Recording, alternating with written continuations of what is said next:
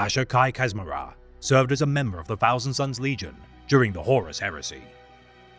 A potent sorcerer in service to the Crimson King during his legion's height of power, with his legion's downfall, Ashur Kai joined his comrade-in-arms, Iskandar Khayon, as a member of his warband, the Kar-Shahan.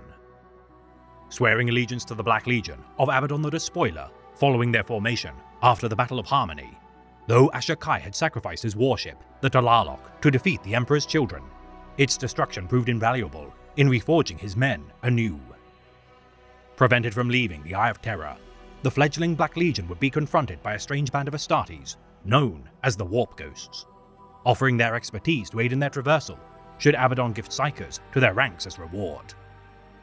Offering himself along with the Tithe to secure safe passage, Ashur Kai joined the warband led by the mysterious Astartes, Saronos, who peculiarly, in time, revealed his identity to be a future version of the Thousand Son. The fate of the White Seer, unknown to this day.